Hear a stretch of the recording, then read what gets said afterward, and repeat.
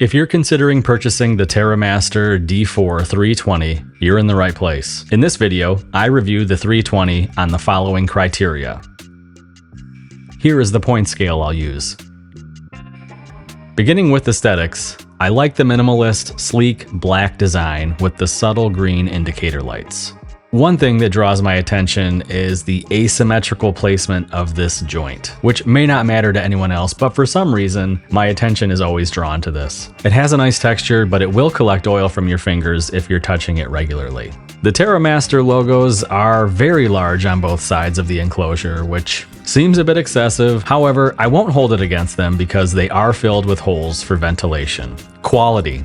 It's heavier and more robust than you'd expect. The enclosure feels sturdy, the fan has no noticeable vibration and is quiet, unlike some cheaper fans you've probably heard that have a little squeal to them. The feet feel durable.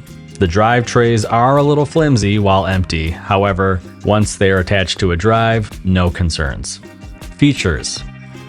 This DAS can hold up to 88 terabytes and uses the USB 3.2 second gen protocol to achieve a data transfer speed of up to 10 gigabits per second.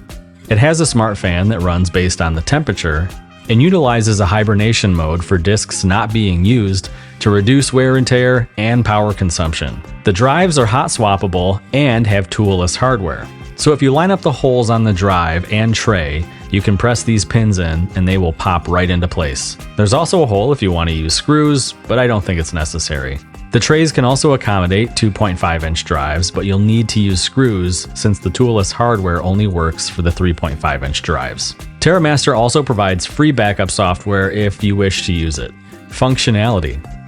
The latching mechanism for the trays works well and I've had no issues with disks not connecting. I've had this enclosure for about a month and surprisingly it has not sporadically disconnected from my computer once, which inevitably always seems to happen with external USB drives.